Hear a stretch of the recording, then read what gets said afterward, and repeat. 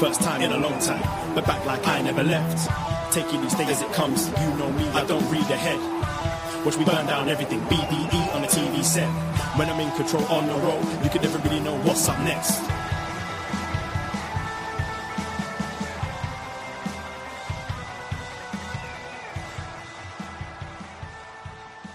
Hello. Hello, hello, hello. Braden Herrington here with Davie Portman for upNXT. You found us at postwrestling.com, Apple Podcasts, Spotify, whatever podcast app you're choosing to use on the Post Wrestling feed.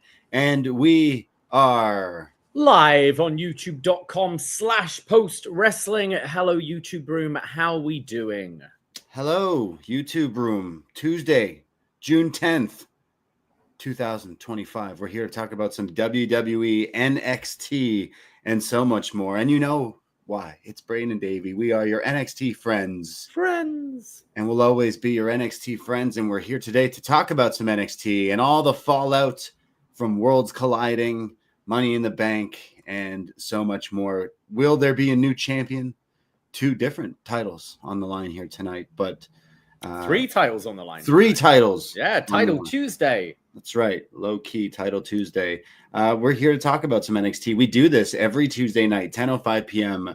right here in the Post Wrestling YouTube, and then the audio gets put up. So welcome to upNXT. We do this every week, and we love our postmarks out there and appreciate everyone in the chat right now tonight. Here on the Post Wrestling YouTube, super chats are always welcome. We're going to get into a whole lot of stuff because, as we always say, the wrestling never stops. Never enough wrestling.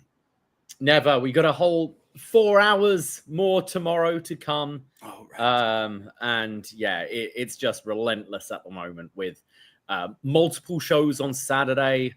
We had Raw last night, which we'll get into in a bit. But we did do a show on Sunday on both the Post Wrestling and Poisonrana feed, giving all our thoughts on Worlds Collide, which was a great show that happened Saturday afternoon. I highly enjoyed that. You can hear our in-depth thoughts on that show, as well as our thoughts on Money in the Bank and Fyter Fest. Absolutely. Yeah, we had a lot of fun. You may have checked out our Worlds Collide show. We went live here on Post Wrestling and Poisonrana. You should give us a follow in your podcast app or on YouTube. We talk about all the other stuff in the world of wrestling. And we talked about Money in the Bank on the extended cut of that podcast on Sunday. So you can hear the full thing on our Poisonrana free feed, or here on the YouTube as well. It was uploaded to Post Wrestling. So we talked a lot about the Fyter Fest, as well as AEW, All In, some of the stuff going forwards for that, and a whole lot more. This Sunday it's Father's Day, so I do want to see my papa. So I do want to have the Sunday off. So we won't be going live this Sunday. I will be going live. Oh, okay, excellent. Maybe will. Our man Neil. Excellent. Our man Neil. We don't celebrate Parents' Day, so if there's a parent celebration. Well, of course, you found your daddy for Sunday. You're another friend from across the pond who may or may not be called daddy. I listened to the wellness policy. I know what's going on with the boys. That's awesome. So catch Davie and Neil this Sunday, Poisonrana, and then audio up on the Poisonrana feed as well there. So you'll be talking about this 4-hour AEW or our Fyter Fest Swerve Ospreay 2. It looks awesome. I'm really excited for that. Yeah, they've definitely done a better job with Summer Blockbuster, I think, than with Fyter Fest last week. This feels a little bit more built up. It feels like a special show. I'm very much looking forward to it tomorrow.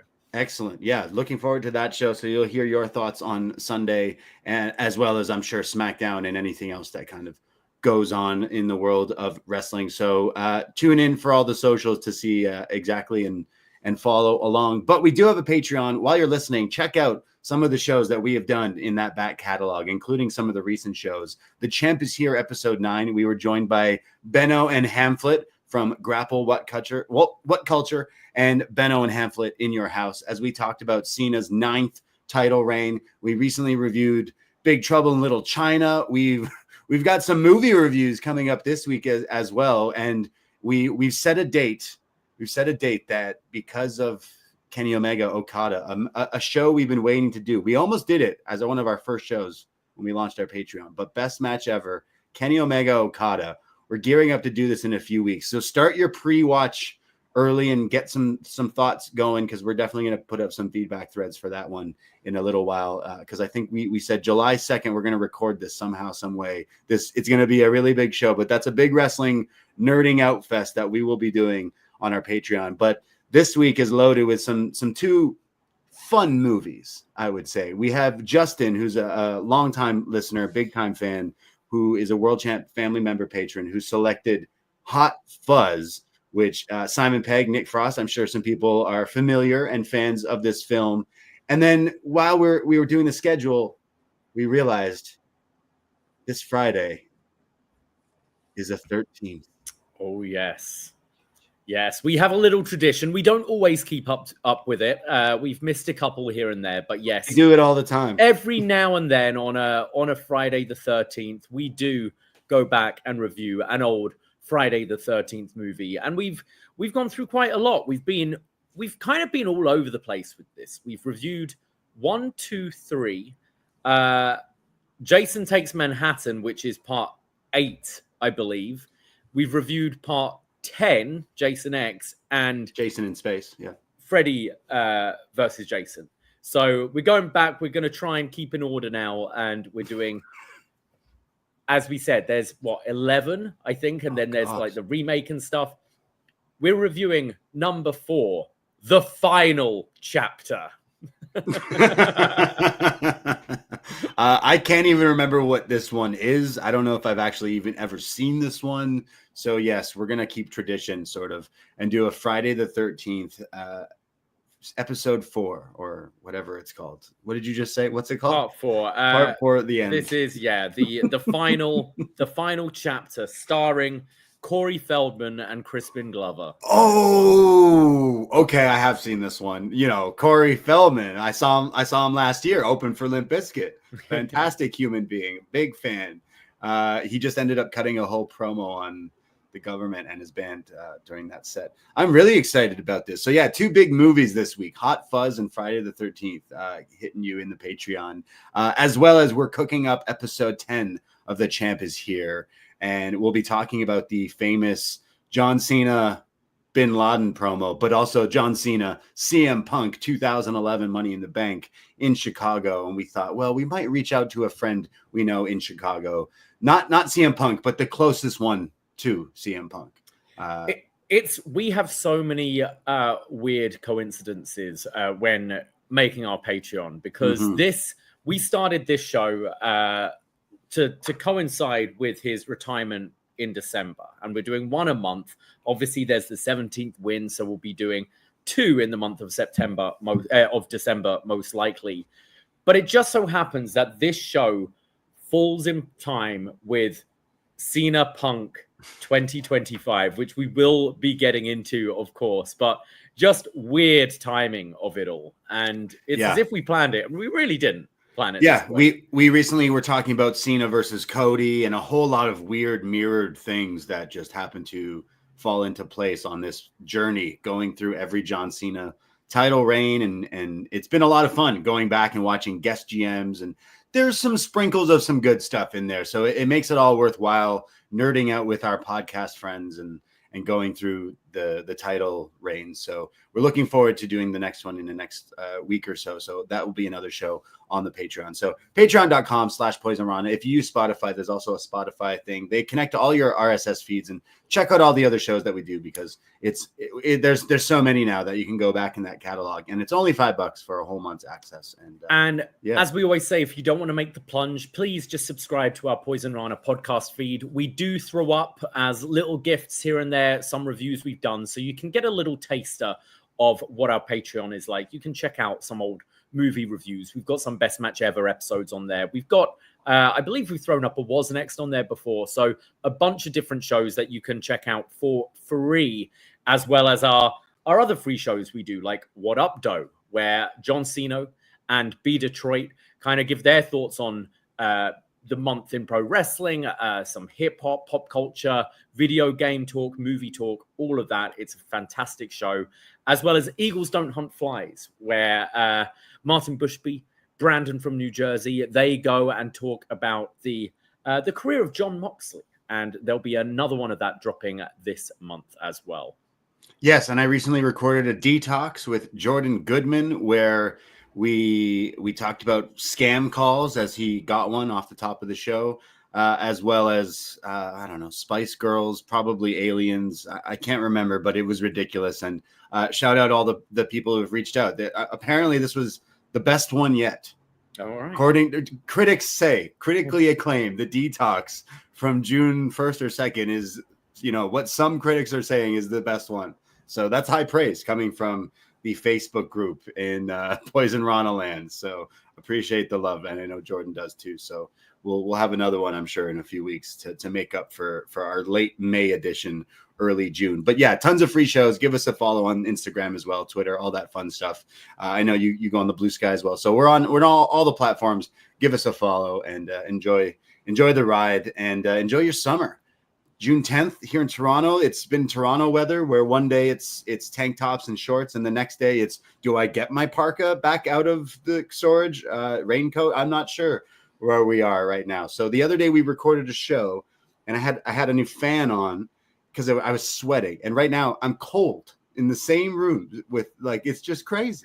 I'm still pretty warm right now, to crazy. be honest, up here. I know it does get quite humid in as you remember in this building, but it has been a bit all over the place. I feel summer is finally kind of, knock on wood, here and on its way, and got a lot to look forward to this summer. But we are your NXT friends, and we will be talking about NXT. And if you are here for that review, if you are listening to this after the fact or watching it on YouTube after the fact, check out the timestamps and stop shouting at me. So you can skip right ahead to that NXT review. But we like to talk about some other stuff going on as well. Oh, yeah. You know what? You know what time it is? You know what time it is, Davey? It's blood money covered dick time. Someone's going to clip that. Yeah. Yeah. Quite an eventful episode of Raw last night, and I think it's got people feeling a whole load of different ways. And I guess we should start with the opening segment with CM Punk and John Cena, and it has been announced that they will be fighting each other one last time for the championship in Saudi Arabia. What did he say in the promo? He said to beat the monster, I have to become the monster to take the WWE championship from you. He said those words in his promo on Monday Night Raw. But you know what he really meant? He meant, what is it? What is the old saying? You either die a hero or live long enough to wrestle in Saudi. And I guess that's what he meant in that promo on Monday night, because I hope this is a swerve and Truth injures him and takes the spot. But for right now, I guess hypocrite is the word that is coming to a lot of people's heads after seeing this news or promo. I like the promo. I'm excited about the match. It's bringing back old, like, wrestling nostalgia to living legends. Why not do it? But in Saudi, just kind of deflates the energy, the magic, and just makes it go, oh yeah, they just care. It's so money. Weird. Like I really enjoyed the segment, and then as soon as in Saudi Arabia was said, kind of your heart sinks a bit. And look, these two, since Cena's returned, since we saw him in the Elimination Chamber, we're like, okay, there's still something there between these two. Like, they had that sequence they had in the chamber felt pretty special, you know, and I think we've been waiting for this match. We've been talking about this could be the December match, right? Like, this could be the last match, big enough, or is it going to be SummerSlam or whatever? And it being announced for Saudi, just like everything I enjoyed about this segment, which was, again, it was great. It's these two just have such a chemistry and electricity when they're promos or matches or whatever, and I was feeling it all. But it was the way that just made me feel, the way Cena put out the challenge for Saudi Arabia, it was said in a way that he knows we know the context. Do you know what I mean? Yeah. It was like, instead of it being in the past where it's like, yeah, you're going to face me in my hometown of Boston. It was like, you're going to face me in the place that you said you'll never go to, Saudi Arabia. And like reading between the lines, I'm sure other people felt that as well. And it just made me feel kind of icky that they're even, firstly, that Punk's agreeing to this match. Secondly, that it's like just like you feel it should be in a Chicago or Boston or something like that. And it's in Saudi. But then having kind of the gall to use the line as we know you know kind of way, it just made me feel like, Now, could you foresee any sort of swerve here? Could you see, you know, Bronson Reed taking out Punk like the weekend before and Truth being a last second replace? Sorry, Ron Killings being a last second replacement or whatever. Yeah, I honestly do. So I'm not jumping to conclusions right away. And then they showed the graphic, which they also showed a graphic for WrestleMania in New Orleans next year, and that's not happening. Yeah. So card subject to change is a great thing they use in the world of wrestling, and I'm wondering if that comes into play. I smell shenanigans, and I don't know, like if Punk would actually do it. We saw a change of heart from other people. Sami Zayn wrestled in Saudi, and he came across looking like a king when he showed up in that show. So like, I don't know. Maybe things have changed. You know, everyone hated Live Golf when that was a thing, and then PGA threatened all their players, and then look, now they're working together. And what's another old wrestling saying? Everybody's got a price. I don't blame the guy if they're like, maybe Saudi wants CM Punk. You know, what did they want? Yokozuna and the Ghost of Ultimate Warrior or something at one point. Like, if they want CM Punk, there's probably a lot of money involved. If he were, again, this is hypothetically, they've announced this match at this point, and as far as we're concerned, it's happening. I'm shocked, yes, but also like not shocked, because fuck, wouldn't you? Yo, this guy's fucking next 3 generations of kids are probably set for life. If he doesn't have kids, but like his dog is gonna have the sickest treats in beds going forward, and they're his pups or whatever. But at the same time, this guy was extremely vocal, obviously referring to him talking about the Miz quote. And I bet you the Miz's drafts are fucking crazy right now. This guy is probably like thinking of some of the funniest shit in his head that he doesn't want to tweet out. But I don't know. I feel 2 ways about it, man. Like, get the bag, you know, everyone else is, fuck it. But at the same time, you're going to be called a hypocrite because you were super vocal against this kind of shit. I think just so much with Punk as well is, and I am a Punk fan. Like, he's pissed me off so many times, but I am a fan of his. And, you know, he always manages to stay interesting. He's always talked about, even in those 9 years that he was away from WWE, the 7 years before he returned to wrestling, he still talked about regularly because he knows how to keep himself interesting and relevant. But, you know, everything that CM Punk stands for, like, you know, it's true. Like, you look at that Hangman promo and you're like, yeah, you've got a point. You do have a point. You are. What was that? Hangman was right. Yeah. Hangman was right. So it is odd. The other thing I found odd though as well was it didn't. This isn't where the story was going. You know, like if you watch Money in the Bank and Punk being taken out by Bronson Reed the other week, it seemed Punk was pretty far away from the Cena story right now. You know, it's Cody getting the pin over Cena in the tag kind of makes you think that that's the direction they might be going. And Punk very much still involved in a Seth feud. And it just feels like it kind of, like, again, excited for the match, but kind of felt a bit out of nowhere at the beginning of Raw. It's like, oh, we're doing this now? Sorry, I figured this would be another point in the year. SummerSlam. Whatever. Yeah. So bizarre. You know, I think we were just saying the other day, like, oh, if you put Punk in one of these matches that qualify to fight for one of the titles, we were wondering, like, would he even be, you know, the last time when he's been in WWE, he's been injured, etc., and not wrestled on these shows. But then, yeah, it was kind of a swerve. He didn't show up in the ladder match to interfere. Instead, he just comes out here and challenges John. In my opinion, this is the big money match, because as soon as you see Right, it's the big money match. It's big blood money match. It's the real blood money in the bank. But I think this should have been SummerSlam. It just feels like this would have been the biggest thing. But I guess they're going with it now. Maybe we get a rematch from this. There's a different, like a separate match from this. I don't know if we were going to go back to Cody, I guess, for SummerSlam. But yeah, like let's have a little look at the brackets here for Night of Champions, this King of the Ring tournament. You've got Sami Zayn qualifying from yesterday's match. We have Orton, LA Knight, Aleister Black, and Carmelo Hayes on one side. So I'd pick probably Orton there. I can see LA Knight getting screwed again by Reid and Breaker, perhaps, because that's a little story they've got going on. So probably Orton v Zayn, I think, in the semi. And then on the other side, you've got Cody Rhodes, Damian Priest, Andrade Nakamura.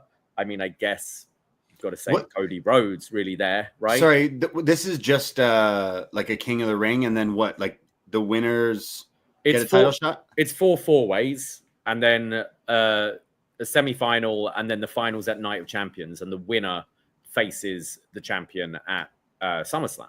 But what champion? Well, I guess whether it's your respective brand or you get a pick. I'm not sure. I don't know if they've clarified that. Because there's also Seth with the briefcase. I don't know if Saudi would be necessarily the place to cash in that early, but you do imagine Seth is champion sooner than later. And something else that happened on Raw makes me think he's not going to be cashing in on the Raw champion. Yeah. So kind of just weird. I don't know. Just finishing the brackets, you got Sheamus, Rusev, and Reid with a mystery person. Now, do you see that being Ron Killings being added to that? Or is it a call-up, perhaps? Omos? I mean, it's a meaty match, isn't it, there? Yeah, maybe. Yeah, big boys in that. He comes to mind. I don't know. Like, I figured they would go with Cena, R-Truth for that match, and they didn't. And then they just kind of had R-Truth or Ron Killings cut his promo and cut his hair. And it was kind of like, wait, you attacked Cena just the other day, so why aren't we kind of going back to that? So I was a little taken aback. Maybe they do. That's why I'm like, maybe there is some shenanigans to get to that. But yeah. So who do you see winning King of the Ring? Like, I guess Cody. Yeah, because he's got to get the rematch against Cena. I guess that's one of our main events. And do that for SummerSlam. Yeah, I could see that. I could see that for sure. Yeah, I liked the promo with Cena and Punk. It was really good, except it's just like weird that it was Saudi is the place and time. It's like, oh, okay. And again, kind of makes it feel less special and a little bit more icky, even though I don't know, certain fans, you don't want to watch it. You don't have to watch this show, but this is a big match that kind of makes people go, well, I still kind of want to watch that match. We thought Goldberg's coming back for Saudi, and hey, that could be someone in the match. Put him in the I don't see that. Goldberg in there with Sheamus, Rusev, and Bronson Reed. Yeah. That's sure. What's this? Gage. Put Gage Goldberg in there. Yeah. But yeah, you can, like, if it's Cody challenging Cena again at SummerSlam, that opens up the World Heavyweight title, which could be Gunther and Goldberg for SummerSlam, perhaps. Yeah, true. So I liked some of the matches on Raw. Like the 4-ways were pretty cool. I checked out Raw simply because I heard Cena and Punk had a face-to-face. I'm like, yeah, I gotta see what that was all about. And again, I really enjoyed it. It just the magic felt taken away as soon as it was given because of the Saudi stipulation. But some of the other stuff, I liked how we got a video from Mr. Iguana, not on NXT, but on Monday Night Raw. Yeah. They're seeming to pick up pretty quickly that he was a popular over the weekend. Maybe they're just gonna like imagine they like think of all the people who are still in developmental, and Mr. Iguana just jumps that NXT, just goes straight to the Monday Night Raw. I think that would be great. I'm looking forward to like the Jericho bit where Jericho dresses as Doink or dresses as Penta or whatever, when someone else is dressed up as Mr. Iguana to take someone in a feud or whatever would be pretty fun. Yeah. I think that was cool. I guess R-Truth cutting his hair, Ron Killings cutting his braids. Yeah, we talked a bit about it at the On Sunday show that he's taking the name Ron Killings. Apparently this was in the negotiation for his new contract, and that he wanted to be like, hey, if I'm going to be leaving here in the next couple of years, I'd like to sort of build up my name Ron Killings so it holds when I leave and I'm on the indies or in other companies or whatever. So it seems like he's done very well with this whole week of being released and brought back. Well, wait, what are you talking about, man? I saw Triple H at the press conference and he said, "Are you enjoying the show? It's all part of the show." So what are you implying, Davey? Are you saying this was no, it's all part of it, was all a storyline, right? Right. Yes, of course. Yes. Right. It was always in the works. Yeah. Yeah. So don't just enjoy the show. Stop being a critic. Like how this is where this company pissed me off. How easy would it have been to just being like, we made a mistake. We listened, we heard. Yeah. He's back. We're sorry. Just admit, you guys, why even try to say that? And just say it with such like smugness in that one clip. Oh my God. So funny. You enjoying the show? So I'll put it the show, you fucking idiot marks. You fucking losers watching this stupid show. That's pretty much what he said. That's how I saw it. I don't know. Yeah. We do have a new World Heavyweight Champion in Gunther. Defeating Jey Uso. I think this was the right move. I was surprised. I was expecting a cash in. We've been talking about this for weeks. I think, I get why they did what they did and strapped up Jey at Mania, have that WrestleMania moment. But I think we see he's not at that level. He's very over. But, LA Knight is very over as well. There's lots of people who are over. But when it comes to the matches and maintaining the quality of being the world champion, unfortunately, I just don't think Jey is it.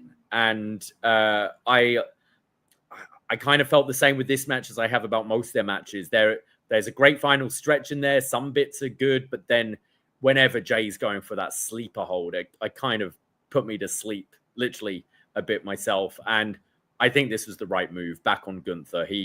That they keep on saying he's been champion for 70-80% of his entire WWE career. And it just feels right with him as champion. But then it does open up who are the challenges. Could it be Sami Zayn winning King of the Ring? Because his story has been like going for the title, and now you've got a heel as the champion. I don't know. Yeah, I'm really happy that Jey Uso got his moment, and like the Usos have been a big part of WWE in the last what feels like 10 plus years, 15 years, more than that, right? Like we've had some great stuff from them over the years, and seeing the whole bloodline stuff like come to be so popular, and how in this rise of WWE, and then having the WrestleMania main event, having whether or not the match was good or not, because it wasn't, but the brother v brother, like having that moment, they've always wanted to do it, and then seeing how popular Jey got on his own, and they decided, fuck it, let's give him his flowers, let's give him this moment. He got over, and he moves a lot of merch. But then when it happened, and then we went through it and went through the motions, there was a lot of people being like, oh, actually, this isn't that great. This isn't really, it's cool. He does his thing. The music is hype. The crowd are waving their hands. But but I don't know. The run for me wasn't necessarily that great. I didn't really like the Gunther matches, and that's Gunther. He's one of the best wrestlers, and to have just okay matches with him was just okay. So, you've made Jey though. Now you can use him for a type. He absolutely. Can be, babyface Kane. We have Kanes on the heel side. You need a babyface Kane who can be your B pay-per-view challenger or stuff like that. I don't necessarily see him having a title run again. No, like he's still popular. He's still one of the big popular things, but there is a lot of like criticism, and there is a lot of hate from this run. There's a lot of haters. The haters say he couldn't do it, and you know what? Great call from the haters, because I didn't really like this run, and like I can't say I was tuning in. The one good thing I was thinking about it watching Raw today, there was like, again, the moment of him winning, the match itself at Mania was okay, but the moment of him winning and getting revenge because of that whole bloody thing with Jimmy on Raw and everything, like there was some good stuff in it too. And again, I'm really happy for this Jey Uso getting the title, but I just couldn't wait till we got away from him. And now we're just going back to Gunther's, which he should have just never lost it in the first place. But like, I hope we go forward and get some good matches. We could do the story of Sammy and Gunther that we did again, right? But this time Gunther maybe beats Sammy and Sammy doesn't win that title just yet. But I don't know. I like Gunther winning it back. I think that's the right move. And I did like him beating him in front of his kid. Thought that added to it. I wonder also if maybe they're considering a babyface turn for Gunther as well. I don't know if you saw the post-match when Jey brings his like kid into the ring. This is on .com, but he puts over Gunther. He's like, man, he's the guy. Like I've got to show respect for him and that, which, you know, they didn't necessarily have after their WrestleMania match. So I wonder if they're perhaps considering, especially with Cena being a heel as well, whether this is maybe a slow babyface turn for Gunther as well, which would be interesting because we've never really seen babyface Gunther. Yeah, no, that's not something I thought about. As long as I just want a better stories with Gunther. I just feel like we're not getting the killer that we've seen in the past in this Jey run. And it feels like this run, it feels like we've just been this feud for a long, long time and even going back to it now. So now that it's kind of done, we're not going to get the rematch, I imagine. And we go forward. And obviously if we go to this King of the Ring stuff, like, does Gunther have a match on the show? I would imagine he does in Saudi. Right. A title defense. Yeah. Hopefully it's not just Jey again, but yeah. We got to move on. We got to move on from that. What I did like with Raw is they are building at the moment, you know, essentially SummerSlam, Night of Champions, and Evolution. We had Bayley returning. I've seen people be pretty down on Becky, but I've got to admit I'm not one of them. I've really been enjoying Becky's heel run too this time round. I think she's been great in these promos and genuinely like really trying to be unlikable. Whereas I think we've seen with Seth, you know, still embracing the singing and that, and like still getting some cheers. And whereas Becky is like, no, I just want to be so unlikable, and it's working for me, definitely. And I think she got Lyra over in this feud as well. I think Becky is the best women's promo character like ever to do it, possibly. Like the different iterations of the man, the obvious, like the first time when she was the man was such a big deal, but I am really enjoying her as this character. And she really is trying to do the things because she's still getting cheers because she's one of the biggest stars, to do it in the women's history. Right. So it's like, it's hard because it's like, we come to see you because we love you so much, but we want to, you know, we got to get in the groove back of no, your job as the crowd is to boo her, you know, like we were doing for certain other people. But certain things she's saying in the promos is working. She's one of the best on the mic and sometimes on Twitter, even though she might delete some of the tweets she puts out. But she's a killer. She's up there. And I saw, you know, both her and MJF are in Happy Gilmore too.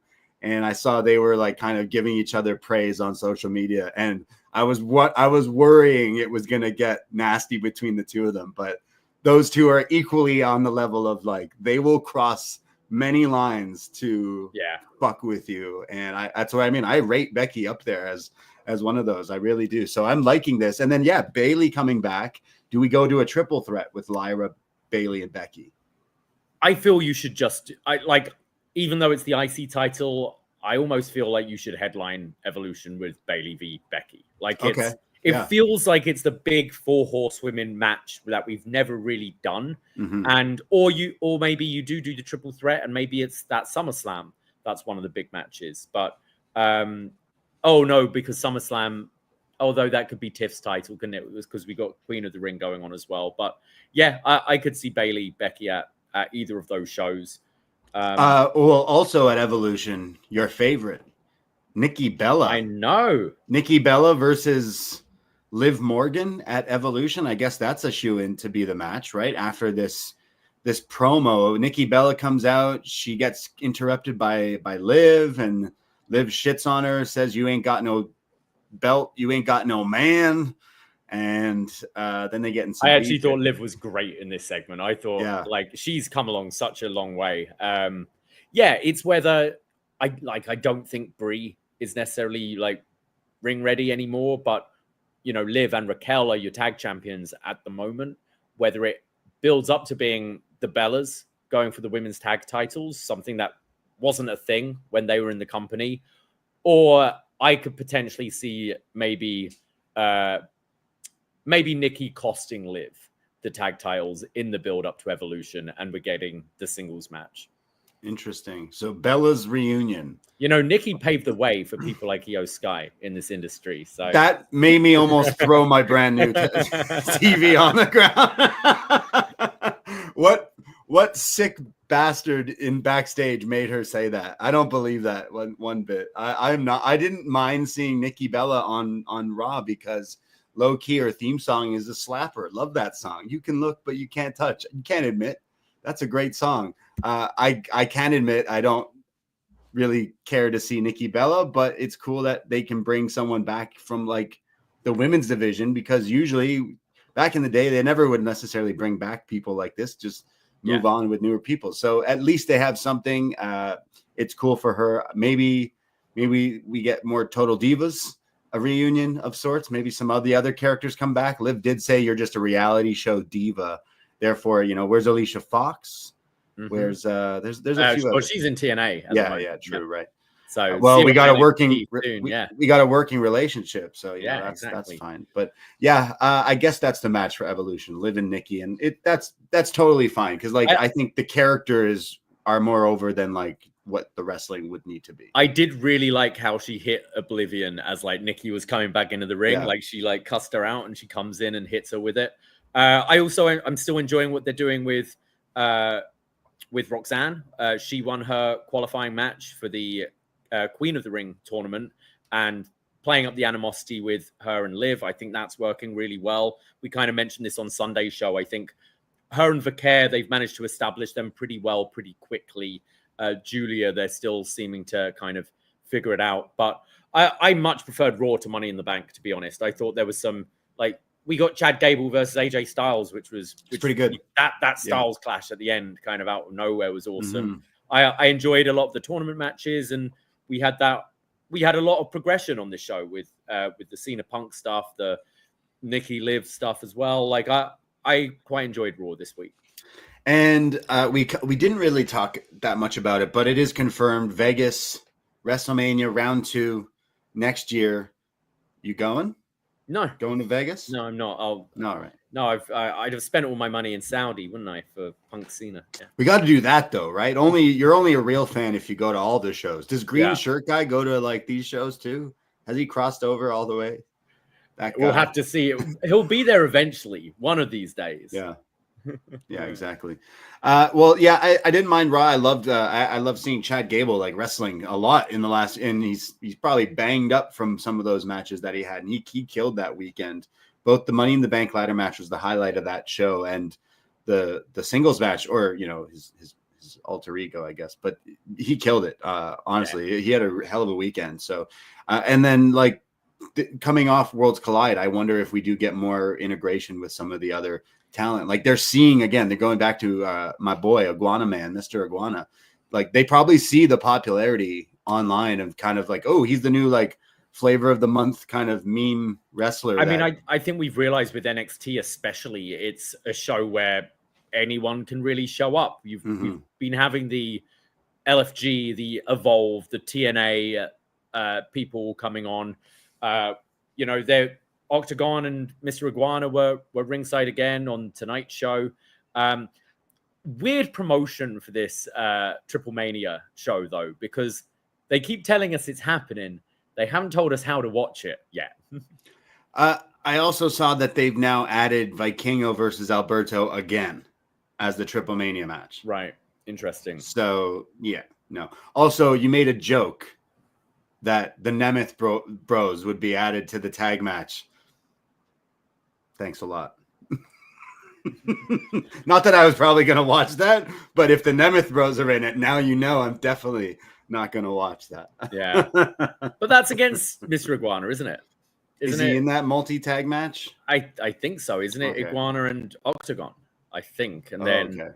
Yeah. I thought it was Psycho Clown, and I could be wrong. I don't have it open, but I did see Alberto, and probably made me want to close whatever tab I had open there. But Yeah, weird that they would do that, but maybe they have some sort of contract with him. But you'd figure people don't want to see him, so weird. Yeah. So I've got the card here. It's the new La Parka and Aztec Warriors, which is Octagon Jr. and Laredo Kid versus Los Vipers, Abismo Negro Jr., Taurus and Hysteria, Nino Hamburguesa, Mr. Iguana, and El Fiscal versus Tokyo Bad Boys of Kento, Nobu, San, and Takuma.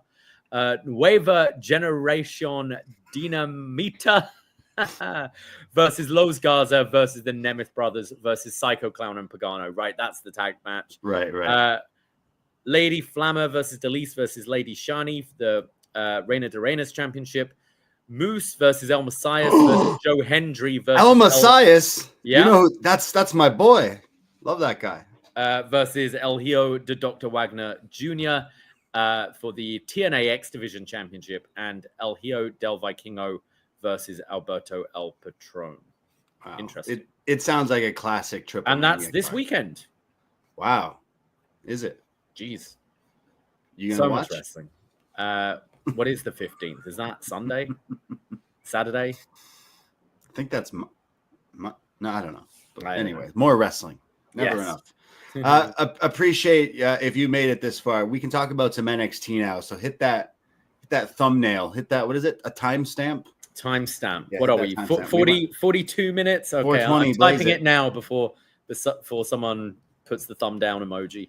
Yes. Well, we're here to talk about some NXT because we are your NXT friends, and we'll always be. And it's Tuesday, June 10th, 2025. And we're talking about NXT from the Performance Center. And we have a recap of what went on, not only this past weekend, but what happened last week on NXT. We get a recap of NXT is glamorous. Don't call her Mariah March. Don't call her Jenny June. But what do we call her? We'll find out later tonight. But it will be glamorous. We get a recap, Ethan Page winning the North American title, and then we get the recap of Worlds Collide, including Ethan Page retaining his title there again. So cool that they showed like some of the Worlds Collide. They would play a video a bit later in the night. I mean, NXT didn't necessarily have the biggest like deal with that show, just a few people like in it whatsoever, but yeah, we're getting a cool crossover. I'm not sure if you saw before NXT tonight, Shawn Michaels posted a video with La Yesca and Mr. Iguana, and it was fantastic. It was really good. I feel Shawn just keeps on taking these photos knowing they'll be memed. We've got him in the chef's hat, haven't we? Now him with the Yesca. Him with Sexy Red in the back of the car. Yep, that's the other one. Yep, that's right. Yep, never forget. Yeah, what happened to her? Bring her back. Sexy Red coming back. Yeah. Rumble. Yeah, sure. We start things off, though, earlier today, before NXT, Oba Femy was showing up, the NXT champion, for his match tonight when he was attacked in broad daylight. It doesn't matter if it's daytime or nighttime. The NXT parking lot don't care. It will take you no matter what time of day, and that's what happened to the NXT champion. You'd figure he knew the parking lot wouldn't be safe.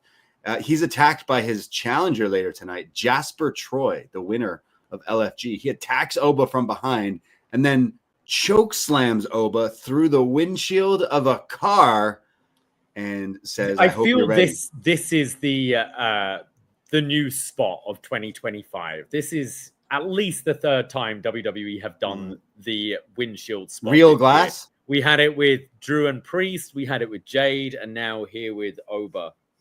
There must be a deal on safe glass repair, safe glass replace, or whatever it may be. But choke slam through the glass here. Very, very crazy. So they're worried that this match might not happen because our champion has been put through the windshield of a car.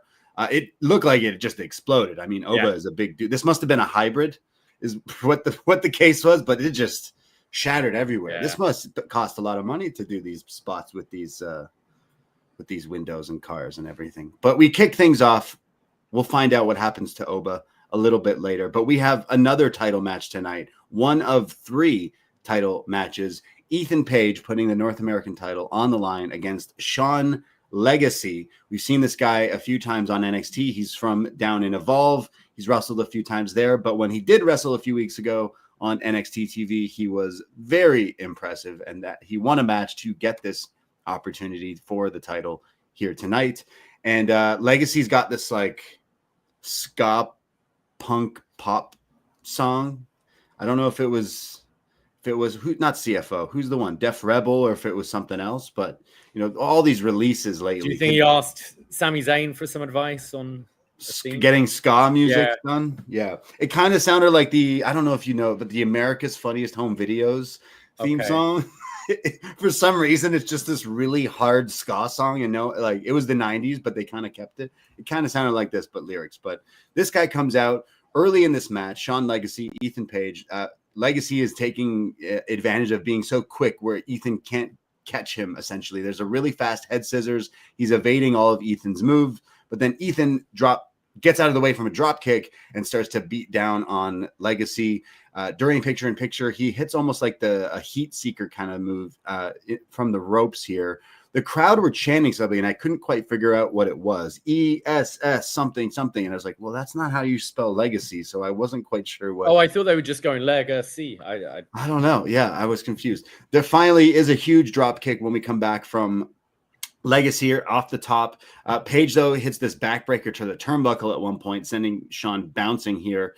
Eventually, there's like a snap German, and then almost like a made in Japan type move, like the Penta driver out of the corner, but Page kicks out of that.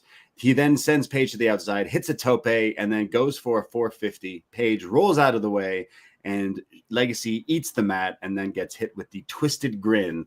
And Ethan Page retains the North American title in a pretty quick, fun little match here. But Sean Legacy again, kind of showing that he could do a lot of cool stuff. Yeah, I think he's really impressed so far of the Evolve lot, and I think it's smart having him kind of go back and forth for now. It's promoting your other show, right? And he's certainly good enough to be on NXT. I think he's been impressive. And I've been enjoying Ethan Page's run a lot more, like this calendar year to last year. I think 100%. Since he's been a bit more sadistic and like he was doing comedy roll-up spots, right, with Oro Mensah, and it just wasn't working. He was the champion at the time, and he wasn't booked as a credible champion when he was the world, like the NXT champion. Whereas I think that since the Javon feud, since injuring the jaw of Javon, and then has had the same thing with Ricky recently, I think it's been working so much more. And I think that's when his style becomes more interesting, when he's wrestling a little meaner, and therefore going up against these guys who are more like a high-flying style, I think it really works. So I'm enjoying Page at the moment. I thought this was a good little match. I didn't think it necessarily showcased Legacy as well as maybe we've seen on some of his other appearances, but it's clear that he can hang with this talent. Yeah, Ethan Page kind of like a base god a little bit. Like whenever he fights the guys who are more like high flying, it kind of tends to work. Like he's got some power to him, right? Like, but I've been like his first run in NXT felt like a real watered down PG version of Ethan Page that we've seen. Like if you watched parts of him or even AEW, pre-AEW, he's putting people in body bags and it was hurting people. And that's what he's finally doing now and coming off way more credible and believable. He fits this role way better than being like the chicken shit heel, right? 100%. Like, so yeah, I think Legacy, I hope we get to see more. The one time we got to see him was hit that move, the shambles, the torture rack Stormbreaker thing. We got to see that again because that thing was crazy. So I imagine we see this guy back on NXT not too far down the line. But after this match, Ethan Page is attacked by Ricky Saints, who scares Page off, sends him gone and running away here. So I imagine he wants some revenge for this attack, and he's got like a bandage on his throat because of this larynx. Yeah. So we were speculating that Ricky Saints might be being called up, and he was actually someone, when I saw that mystery opponent in the King of the Ring graphic, I was wondering if that could potentially be a call up. He's back in NXT. He's continuing this feud with Ethan Page, and I'm kind of happy with that. We repeatedly say that the men's division in NXT lacks depth, and I think Ricky definitely adds that to it. And it feels like there's more to this feud to be had, and I think there's a bigger match with the two of them as well down the line. So I was happy to see Ricky return. Yeah, I'm not sure what we do with him. Like, is he eventually a challenger for Oba or like world title NXT, or do we just put him on the main roster and see what he can do up there? I'm not sure, but I'm happy that he's back, and maybe we get a rematch for this. Maybe he just wins it back, and they both like eventually. I think these two as just bad guys together would be really great on the main roster. I know that's probably way jumping ahead of myself, but With fancy really shirts.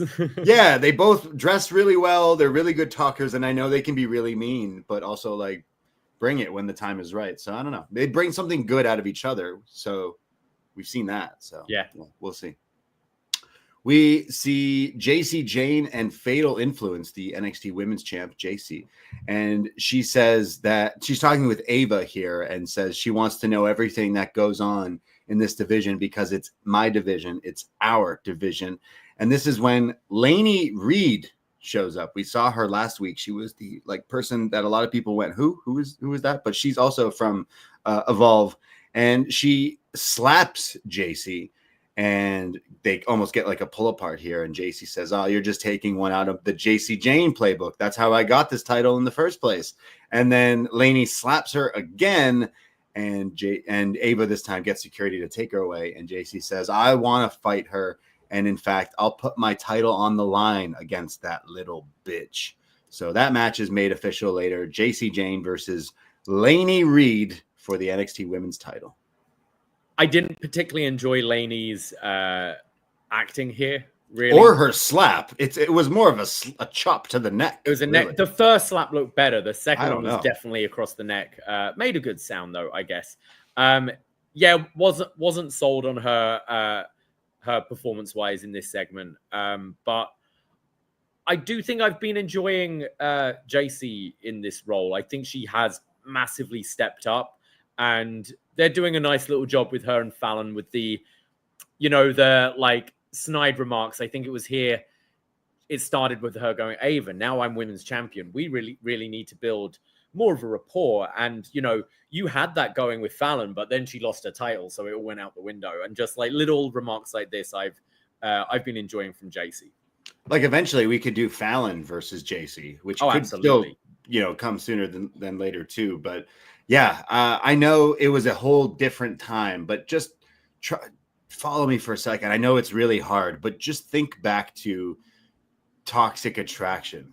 Oh, yeah. And how bad, like even then it was bad, but in retrospect, that run was really bad. I mean, even down to the name being very similar, like this whole like group of these three, it's the same thing, but just done so much better.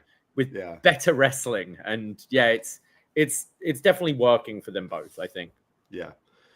So that match is later, and we go to if you didn't like Zaruka before, maybe you should watch their TikTok segments. Oh God, to be changed, get your mind changed here. Sol Ruka and Zarya, it's a TikTok, and we see they're talking about something, and Lash comes in and Carmen's in the back there. I think Wren Sinclair's there. And then it's kind of ruining their TikTok. So they like change the camera to face the other way so they can film what's going on. And then Kalani's in there and she's bickering with Lash Legend and everyone's yelling at each other. And then they change the camera back to the face front. And then Zarya and Sol look at each other and in stereo, they go, drama. So drama in the women's locker room in Degrassi NXT High.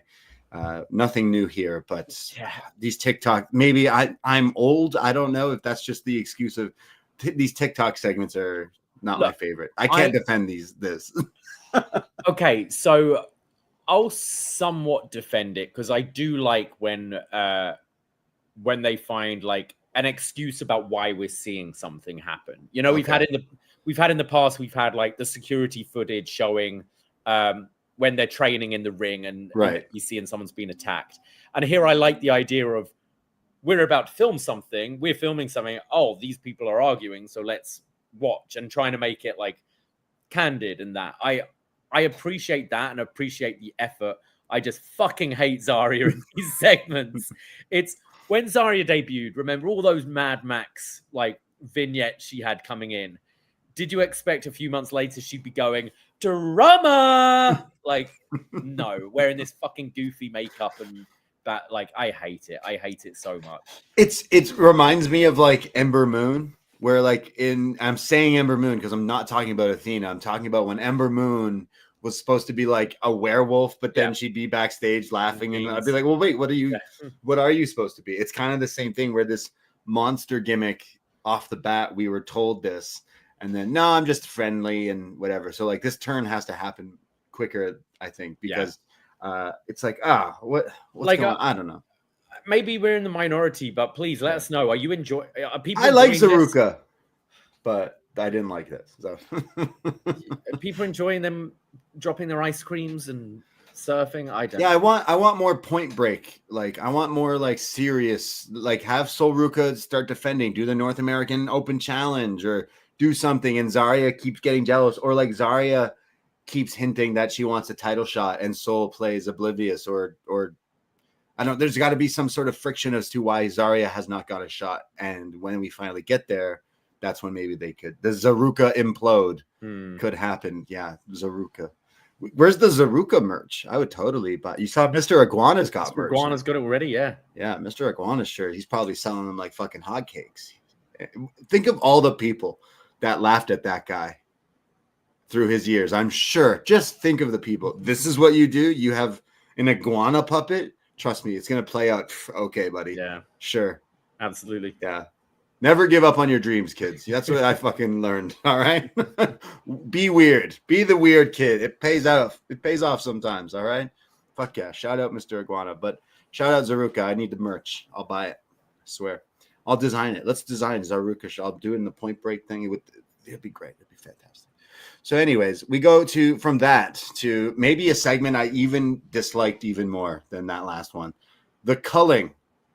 Earlier today, we see Izzy Dame sitting in the, if like the Rascals do that 70s show Treehouse Smokers thing, what would the Cullings be? Because they sit around on chairs. They're like the chair perverts. Black room, like dark. It's Aleister Black's old room, isn't it? Like I don't know, but I just imagine there's like a bunch of empty chairs.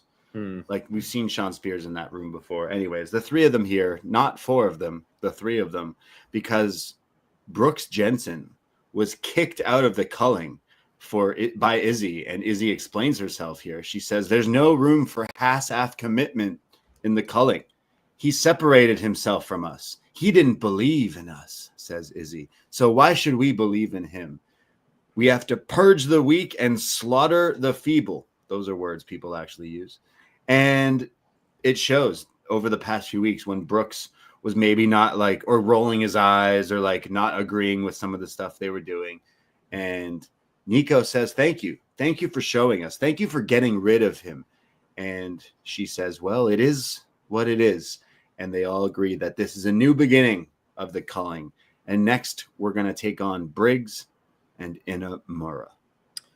Okay. A few things to take away from this. I was a little doom and gloom last week, and I was nervous. I was worried about our boy Brooks. Mm-hmm. But we've realized over the last few years, if someone's gone, suddenly they don't mention their name anymore. Mm-hmm. It will be like, oh, they allude to it, we're a person less. Well, that person was weak, and they'll say person and things like that. Even our truth, think the week he was off TV, they weren't mentioning his name. Carlito hasn't been mentioned. They don't even bother being like, no, I know, but they never even bother saying, no, I know Carlito has gone back to his home planet. Yeah, it gave me hope today watching this. So, NXT has like conditioned us that when someone's gone, like think when Bodie was gone, people are like, who? When Bodie was gone from Chase U, they just look at like the empty locker or whatever. Or like Duke, they just make reference to like, someone. Tatum's been doing it. She hasn't said, oh, my friend got fired. Yeah. It's just, I'm on my own again. But here we're seeing clips of him. They're bringing him up, and which makes me think that with a segment we're getting later, I'm hoping he's going to be joining this Brooks and Inamura team to take Briggs on and Culling Inamura. down. Yeah. Briggs and Inamura. I'm not a big fan of the Culling. I do give a bit of leeway to NXT gimmicks and stuff because I think a lot of it is, yeah, we're making a TV show and I do want to be entertained, but we're also trying to get people to at least be talking and acting and learning and developing, you know. And I actually thought Izzy came across very well in this. I don't like this group, but they're positioning her as almost the leader now. And I thought she sounded very confident and had a bit of a presence about her. And I actually thought Nico didn't sound too bad either. So that aside, I was impressed with their performances in this.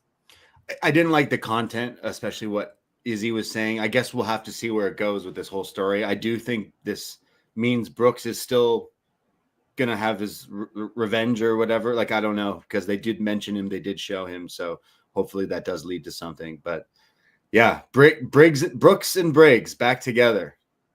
Book it. I hope so. They can finish each other's sandwiches. Yeah. That video leads us into the match. It is Shawn Spears and Nico Vance. Nico taking on Briggs and Inamura with Izzy Dane, who now comes out with a chair. She's picked up the steel chair from the chairman himself here. And this is the chair she used to attack Brooks. Right. Yeah. We see Psycho Clown and Octagon Jr. in the front row. Psycho Clown wearing very large sunglasses over his clown mask. Yes. Very nice touch there. Like, I loved this. You think they're big fans of the chairman? They're watching this like, oh, we've been following this story. They're big fans of the Culling. You could put them in the Culling to replace Brooks. Psycho Clown in the Culling. They're like, what is it like? Slaughter the feeble, something like that. Yeah, and he's just like in the treehouse where it's the serious Shawn Spears treehouse, the chair room, and it's all dark, and then it cuts to him, and it's like Slaughter the weak, and then he's like pulling out, like he's got a wazoo, and he's pulling out like just replace moments in wrestling with Mr. Iguana. You know, like. Come on, Jacy Mateo's a bust already. What if it was just Mr. Iguana as the new Bloodline member? Like, fuck yeah, let's the heavy. Go. Yeah. The guy who plays with the puppet, he's the heavy. Don't worry, trust me, it'll work out. And then like he gets so over. Yeah, I think this guy's made for the rest. I just want to keep talking about Mr. Iguana. I feel bad for Joe Hendry because they've just moved on to this guy now, you know? Yeah, He's the meme wrestler. Joe Hendry, and will absolutely be in the Royal Rumble next year. He's gonna fucking win the whole Royal Rumble. What are you talking about, dude? the Rock, you know, the hand signal. Everyone thought he was putting up the 3, and we're all wondering who the third man is. No, he's not doing 3. He's just doing the way the puppet is. It's an iguana. It's gonna be the Royal Rumble winner. He's gonna take the title from John Cena somehow, some way. Anyways, let me talk about Shawn Spears. Stop interrupting me. Shawn Spears and Nico Vance versus Briggs and Inamura, and we see Inamura's in there with Spears. He starts giving him everything. He starts hitting him with a series of chops, even like these like really fast machine gun chops here. Then hits him with some sumo strikes as well on Spears, and he keeps trying to get away from him. Eventually, Nico tags in and goes after Briggs, eventually slamming him down, hits a sidewalk slam on him, and then a standing splash. Inamura comes in, ringside, and does this running huge strike. But then that's on Shawn, so they're on the outside, which I guess Inamura took himself out because back in the ring, Briggs is left alone with Nico, who's got Briggs up top and counters Briggs and using him off the top rope to connect with a Dominator from Nico for the 1, 2, 3, and the Culling have slaughtered the feeble. Yeah, I've been kind of impressed with Nico. We haven't seen him a great deal, but I think I've always, you know, we get so many just big men come in wrestling who are just dull and their finisher is a power slam or whatever. But I think we've seen a little bit more from Nico, and I thought that Dominator looked great, and especially on someone the size of Briggs, I thought looked really good. The match itself was fine. I thought he was someone that impressed me in this, but we're building this story with still Briggs and Inamura losing, where I am interested where it goes. And I do hope Brooks gets inserted into the mix. Yeah, like what's the story here? I mean, the story is probably Inamura's like, Briggs, I came back and we fucking lost again. You got pinned again. I think I'm going back to Japan. Sayonara, brother. And takes his vest and leaves. And then Brooks and Briggs can get back together. Or maybe there's a unit, the three of them there. I don't know. Put them all in Noah for a little bit. You know, they all love that. Yeah. That stuff. I think it would work out. I don't know. Some sort of group or something. I don't know. I just hope we see something, because Briggs got pinned here. So yeah, he got busted open as well. Yeah, looked, his face was a bloody mess on this. I didn't like necessarily love this match. It didn't do a whole lot for me, but I did question where are we going with the Brooks. Hopefully, so we have a soft spot for these guys. So we'll see where it goes. Inamura with his, I like him. I'm glad he's kind of back. I'm glad it wasn't the end of him. Yeah, I do like his wrestling. Actually, he's pretty fun. We go backstage. Ava, the GM, is with Ricky Saints, and she is very upset with him. She's like, I don't speak, and I know that your voice, and you shouldn't even be talking because you can't really talk right now, and then starts yelling at him like, you attacked Ethan Page, this and that, and says, I don't even want you here because you're not cleared. In fact, I want you to go home and rest because I don't want to see you until you are fully medically cleared. So he's about to talk, and then he kind of under his breath, like, and walks off. But you could see he's got the taped up thing on his throat. So poor Ricky. Yeah, they did a good job here with the bruising underneath. Like, yeah. Jeez. I mean, that spot looked nasty. I don't know. That spot, like, it did look. It did. Smoke and mirrors or not, like that just looked nasty. But yeah, so I guess we're not going to see him for a few weeks, or he's going to take that and go, I don't know, and keep attacking Ethan Page. We shall see. But I do imagine we go to that match again. Add a crazier stipulation like we saw with Javon and Page, right? Where they did like it's got to have some gimmick attached to it, I think. Yeah. We go to Sarah, the interviewer, outside the medical room, and you can see through the glass sort of in the back. Oba is being examined and taped up, and he's doing his best acting of like, oh, my ribs, because he was chokeslammed through the car earlier. And she's saying, we can't get a word in. They won't let us in. But as far as we're concerned, the match will happen because Oba says no matter what, he will have this match. So it cuts from that to Chase U.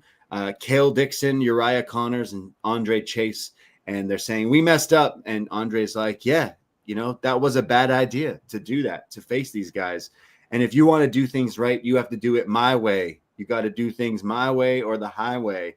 And they say that they'll listen to him, and that if they do things his way, maybe they'll win a match. And Andre says, maybe we have to go back to class.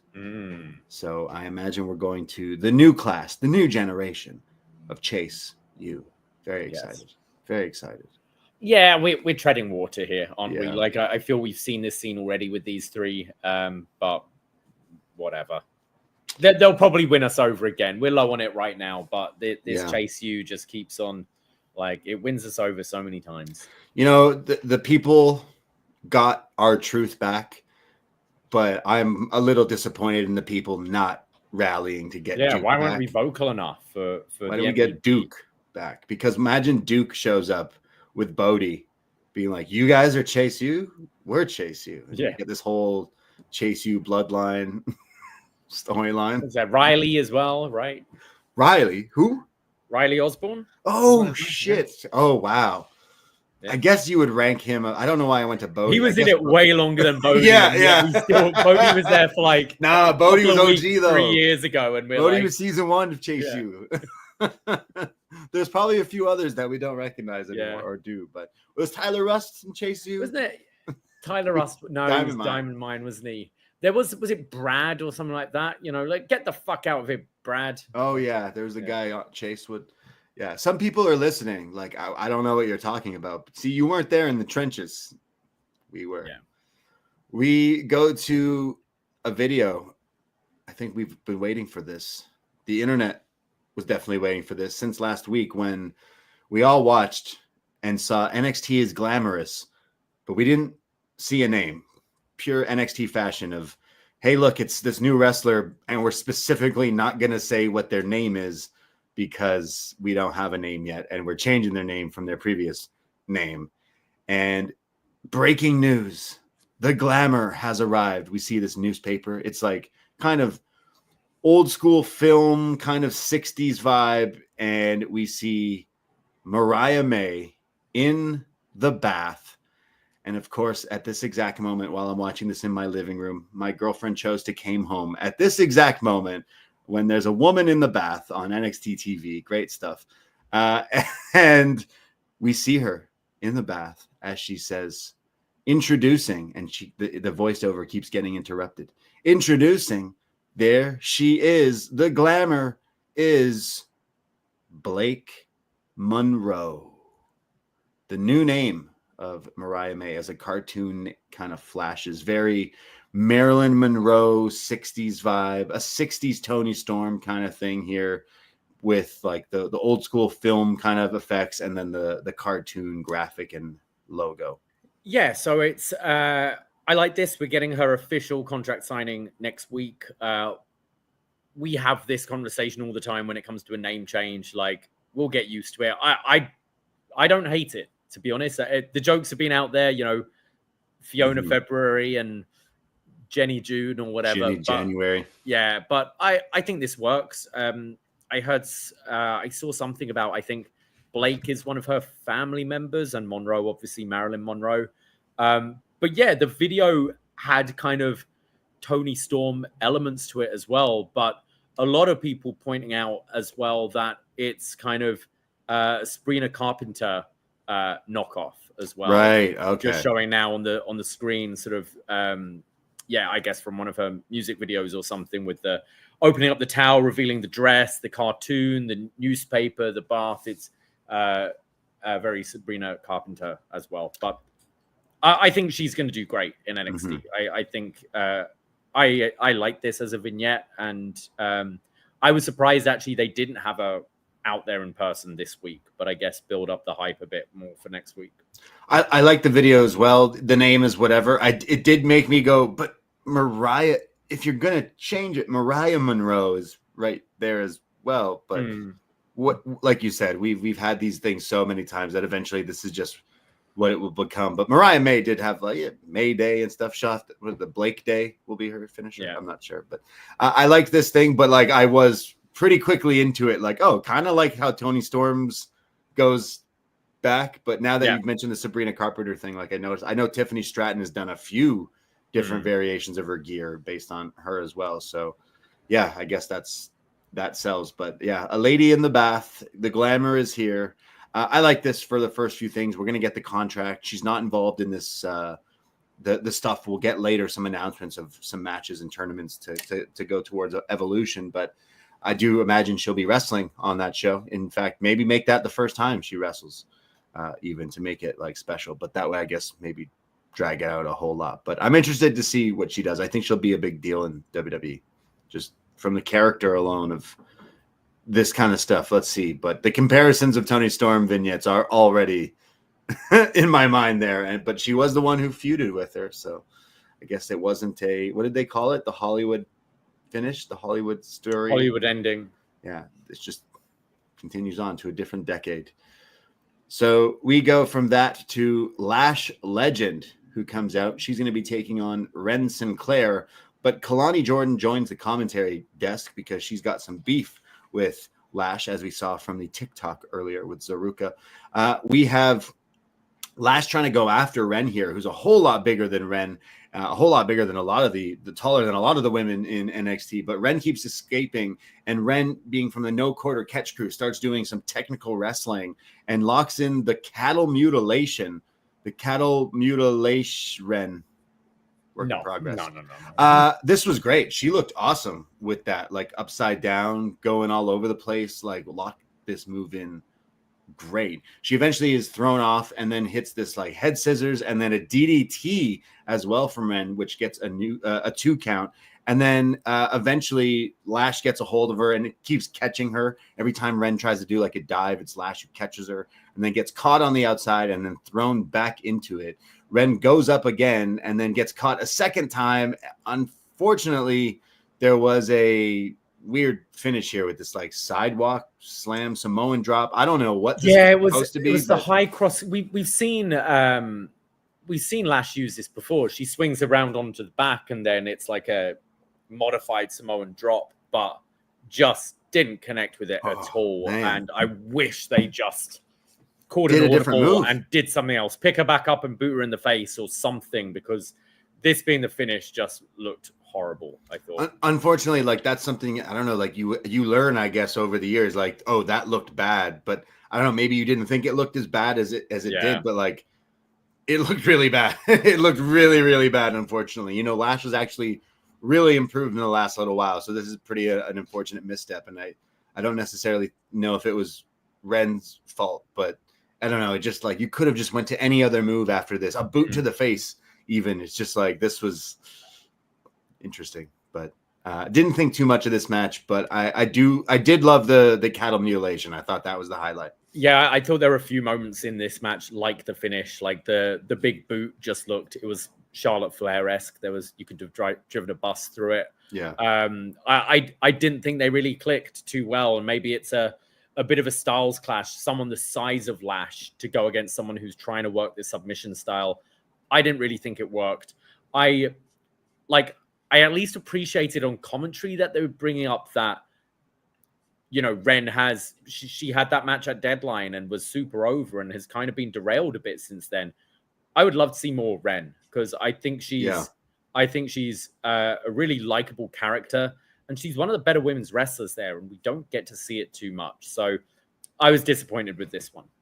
Yeah, I do like Wren a lot. I do see something. Every time she gets screen time, she's really good. I thought the only stuff I did like from this match was the stuff that she was doing. So she's always a scene stealer. I think back to that Iron Survivor, that whole thing, Ren XT and all that. So yeah, I don't know. I see it working out for her. Just every time I feel like she just gains fans because of she's funny, but then the wrestling is clicking as well. So yeah.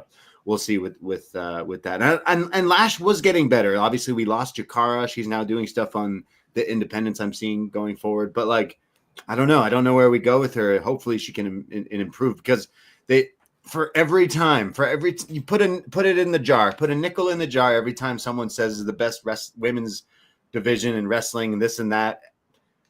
Sometimes there's people who like aren't on the same level as some of the other people who they bring in here. Like compare like a Jordan Grace to some of the people who are just like, you know, been a volleyball player or whatnot. So like I said this a while ago, but I would really consider putting her with Naomi on the main roster. I think as Naomi's heater, someone who can, you know, be the size to go against a Bianca or a Jade or something like that. I still don't think she's necessarily quite in-ring ready yet, but I think we've seen other people like Jade isn't in-ring ready. You know, it's maybe her presence and personality could be enough where she doesn't actually have to wrestle too much. But I could see that working with her and Naomi. Because otherwise, what's she doing? She's been in NXT for a long time at this point. Yeah. Skirt. We see a video for Lainey Reid. She'll be facing Jacy Jayne. She says she's Southern sophistication. She says that she's a former rodeo champion and a former record-breaking track athlete, and says, I've always taken opportunity, and when I see opportunity, I'll take it. Just what I'm doing here. And says that Jacy Jayne is the most beatable champion in NXT WWE history, and I'm going to prove it. And tonight, I'm going to shock the world. Yeah. I thought she came across better in this than the backstage segment. I really didn't hear much of the Southern accent, though, considering she was going like part of her character was almost Lacey Evans-esque, where she's like, oh, I'm, you know, this, I'm not just a Southern belle. I can fight and all this, but I didn't really hear much of the accent on her. But Lainey Reid, because I keep thinking Lainey Wilson, the country singer, right? But Lainey Reid, I don't like. She's gonna cut. She has a cowboy hat. She said she did a rodeo. I believe her. Yeah. Like, the accent didn't until she said like I'm this Southern belle who did rodeo. I was like, oh, I wouldn't have been able to tell that. Right. Well, that match is in a little bit. We come back from break. We get a Fanatics Fest. Have you got your tickets for Fanatics Fest yet? All of them, all the tickets. I noticed something in this commercial that made me smile, and it shows them, because this is where like you can meet and get autographs and meet celebrities and WWE superstars and stuff. But they show certain wrestlers giving some celebrities the different titles, like the different sports titles. And Ben Stiller, big notable New York Knicks fan, and you see Ben Stiller get handed a Knicks WWE title, and we've seen Ben Stiller on Raw all those years ago with Triple H. Shout out Gaylord Fokker. No, I love that dude. Love that guy. We see Jasper Troy.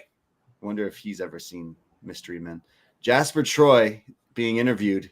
He's asked, why would you attack Oba when he's got a match with you tonight? Wouldn't that like ruin your chances of actually facing him for the title? He says, no, I know that Oba is a warrior. Oba is a beast. And as long as Oba is breathing, I know he will be out there. And I'm counting on it. So Jasper versus Oba. He's like, I knew Oba's gonna, still show up because he's that guy. So he's banking on a weakened Oba. I thought, obviously there was a big focus on Jasper Troy on this episode, but I thought they did a better job with him than they have the last few weeks. I thought this promo wasn't bad, and I can see what maybe people were seeing in him, because I thought there was a bit more presence in him than we've seen in the past few weeks, where I found him very generic. Yeah, I kind of did here too, but better than last week or whenever we heard him talk last. We go to NXT Women's Championship match. The champion, Jayne, putting on the line against Lainey Reid, the Southern Sophistication. Right away, Lainey goes for this roll-up, a schoolboy, for a 2.9, and says, I was this close. I almost just got you, scaring Jayne here. We get a comeback from Jacy, though, who's pissed off, hits a huge lariat combo, killing her here for a near fall. Eventually hits a super kick as well as we go to picture-in-picture. Lainey tries to come back, but Jacy starts to ground her, these side headlocks. When we come back, Lainey hits a drop kick and then gets thrown into the ropes, and Jacy like stomps the rope so it like goes onto like the throat. Yeah. Eventually there's a jumping blockbuster, as Vic says. Didn't get all of it from Lainey for a 2 count, and then a twist and shout, a spinning neck breaker for a 2 count as well. But then there's a huge spot where there's a pop-up knee. I thought that looked great, but Jacy kicks out. Eventually Lainey goes up top, but Fallon goes on the apron for this distraction, which allows Jacy to gain control and hits the rolling encore for the win to retain the women's championship. What did you think? Yeah, I didn't think it was bad. I haven't watched It's Evolve, right? That Lainey's on. First time seeing her, I thought she looked all right in there. As I said before, I think Jacy just keeps on looking more and more comfortable. And like, as the person sort of taking this rookie through a match here, I thought she looked very good here. It's still like we get the announcement after this that she'll be defending at Evolution. And if I guess we might get more than one NXT match, but I was like, oh, okay, Jacy is going to be a representation on Evolution, which is, I mean, she is your women's champion, but just wouldn't necessarily be my first pick, but I do think she's been doing quite well recently. I would imagine we get Sol Ruca on that show as well with the North American title. Okay. Yeah. I mean, we've got Great American Bash like that weekend as well. It might even be that day, is it not? So all the shows are on the same day, right? Yeah. Like, I mean, obviously we've seen Chad do double duty. I don't know if you're going to have, it would be cool if every single women's championship was defended on there, but then what are you having on Great American Bash? I could see like a Battle Royal and stuff like that as well. We need a lot more NXT representation for sure. Like all the heaters are on NXT. Jordan Grace versus Sol Ruca would be a show stealing match. Like Jordan Grace versus anyone. Sol Ruca. I imagine it's Jordan Grace versus Jacy Jayne, and I would imagine Jordan Grace is wins it. Yeah. Fair. Yeah, I kind of like Jordan Grace staying down here. I know that there's a potential. She could easily, she's been more than ready. She didn't need NXT by any means, but she could easily be the like leader of the pack here. I'm not sure what we would do with Jacy if she were to lose this title, when she loses this title, I mean. But I mean, if you're keeping the women's tag belts on the main roster, like you do actually need tag teams. So moving Fallon and Jacy up as a team isn't the worst idea. Yeah. I'm with you. I think Jordynne Grace staying down, being kind of the gatekeeper for a little bit. They are moving Kalani Jordan as more of a heel. I think Kalani versus Jordynne Grace further down the line for the title would be a good idea. But I do expect we get the Fallon Jacy match at some point as well. Mm-hmm. Yeah. I didn't think I liked this match. I didn't get to like maybe another next level, but it was cool what they did, like the roll up in the beginning, like certain hope spots to try to make it like this rookie. But the problem was they do it later in the night too with the Jasper thing. Yeah. I think that was my issue the last week, especially where it was like too much like all over the place. I know you said you kind of liked the like franticness of it, but it takes away from other stuff when it's like, oh, and Lainey Reid, and like my joke is always who, but like literally you're doing that every 5 minutes. Even the commentator was like, sorry, who? Who the fuck is this? So it's like, you got to show me a bit more. So I don't mind when they take someone and give them a chance, but you did Shawn Legacy, Lainey Reid, and Jasper Troy all on this episode for the titles. Obviously that's like, hey, look, we have all this other shows coming up, but it was still like, oh, okay. Like these new people that you're right away trying to tell me who they are and everything. But I didn't think she looked bad by any means. No. And I think there's definitely something there. I need to see more of the rodeo star in her character going forward. But Lainey Wilson, also a fan. Have you ever been to a rodeo? No, it sounds great. I've ridden a mechanical bull. Yeah. So I wasn't good. I went to a rodeo in Oklahoma in like 1996. And I vaguely remember it. I've been to like, I don't count. I know it's Canada, but it's like, I went like, there's the, not Brooklyn, New York, but Brooklyn, Ontario. And they used to have like the real Brooklyn, right? Yeah. The real Brooklyn. Yeah. They used to have like they probably still do like a crash derby or whatever, where cars get all smashed up, but then they would have like some sort of bull riding and stuff. But again, it's Canadian farmer dudes, not the real ones down there. But sorry, I just offended some Canadians, but Canada proud, elbows up. Anyways, we go to Jacy Jayne celebrating after this match, after beating the rodeo star. When Ava shows up on the perch, I thought she was going to call for a match here. That's what usually happens when someone shows up.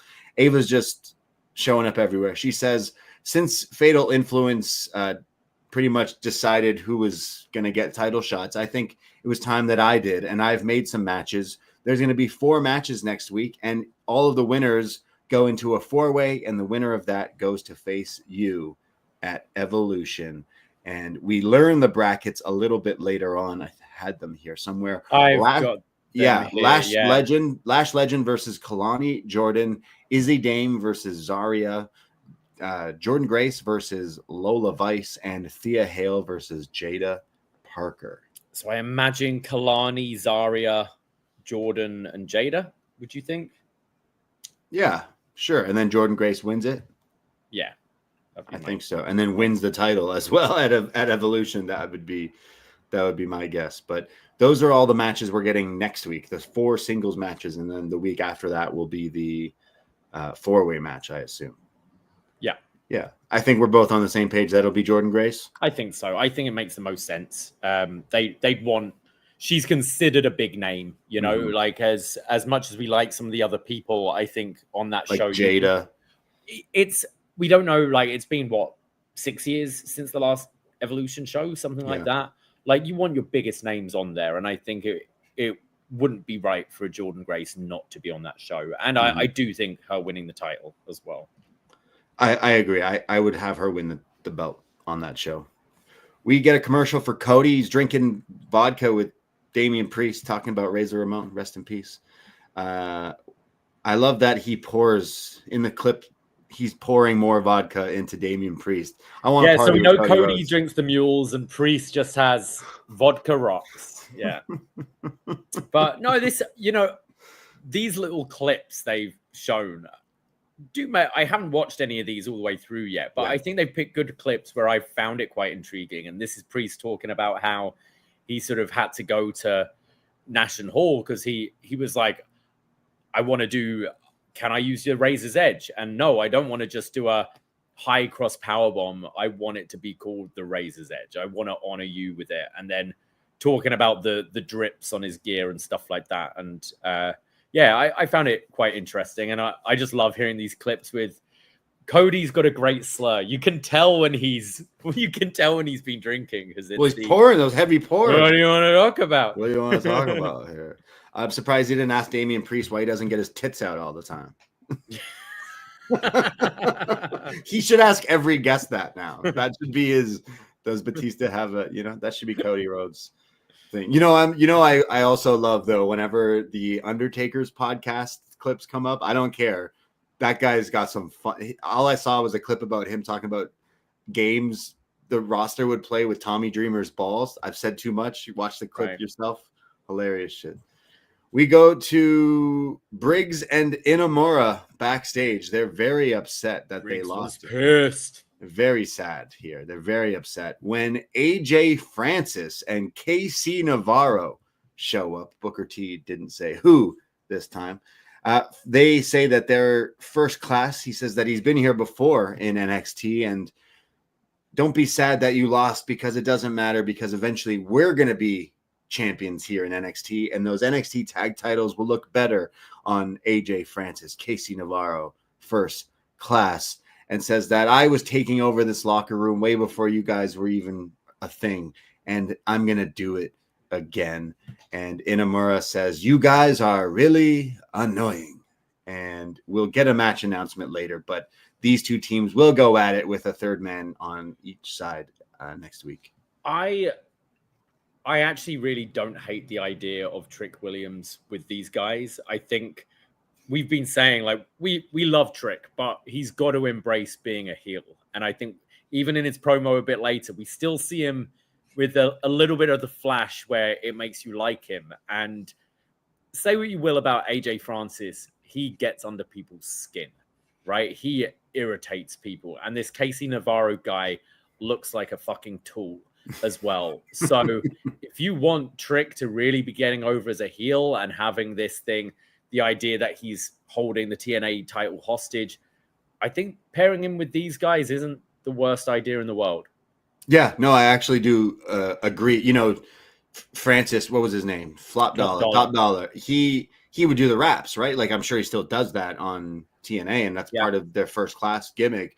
And we've seen Trick do that. We just saw Trick do the rap stuff with Joe Hendry, but he's been doing some rap videos and stuff, especially on his social media. So there is kind of a crossover there that definitely would mix if they were to do, like, you know, Francis referring to him being in NXT, or think back to the Cypher where you could do similar things where, like, they're a group. So no, I'm not a big fan of Top Dollar, but I think he is someone that people like to hate. So it kind of I don't really care to see him wrestle, but in just being a mouthpiece, and you know, there aren't enough actual heels in wrestling anymore. You know, it's so easy. Like, as soon as someone's heel, like, just you like them because they're cool, and there's this guy isn't, and he's effective because people fucking hate this guy. He plays off that as well. There is the, like, go away heat too, a little bit. Like, I don't really care to see you a little bit heat. So that's definitely where I'm at, where I'm like, man, like, didn't watch you when you were on SmackDown. I definitely don't watch you on TNA, but yet here I am watching you on NXT again. So I'm just kind of like, fuck. just a little bit, but we'll see. I do think the pairing with Trick does make the most sense. And I mean, hey, you're back on WWE TV. You're going to try to make the most of it. So how weird would it be if Trick was TNA champion and then these guys were NXT tag champions? I mean, that'd be pretty cool. Top Dollar should just be NXT champion. Fuck it. He'll beat Oba. Yeah, exactly. Give the North American title to KC Navarro. Why not? Who? Top Dollar. Yeah, I thought I saw the last of Top Dollar. I was mistaken. Never. We go to Luca, Crusifino, and Tony D'Angelo. And Tony's like, hey, you getting ready for your match? We're next. And Luca's like on the phone, but like ends the conversation like, yeah, don't worry. I got it. It's done. And then Tony's like, what was that about? And he's like, nothing. He's like, all right, let's go. After you. No, says Tony. After you. And it's very Joe Pesci, Goodfellas here, where he's making him go through the room first. You go through the doorway first. Yeah. If you've seen the movie, you might know where that leads. But that's not what happened.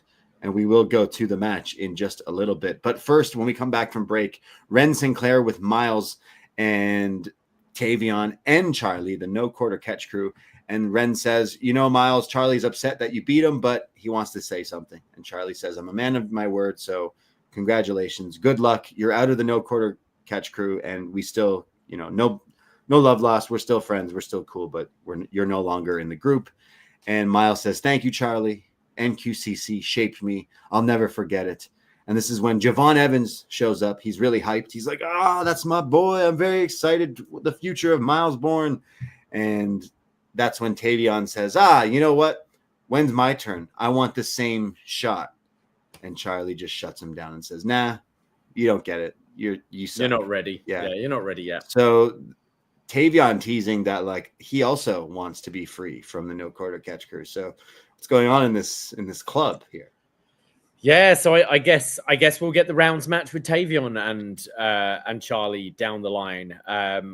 And then what's with Wren? NQC.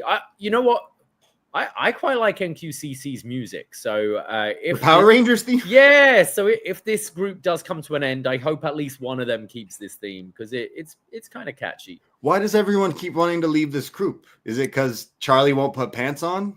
Like, what's the deal? I think they're trying to get across that it's, you have stables, which are like just we're friends and we hang out. Whereas this is more of a dojo that they train together. And it's now like, I feel I'm ready to move on and I don't need to train with you guys anymore. I can be my own person. Right. So yeah. But it's Dempsey as well, kind of a little bit of what's going on with Finn Balor and Dom, where he's playing nice. He's playing like, oh yeah, I'm happy for you, Miles. Right. But is he?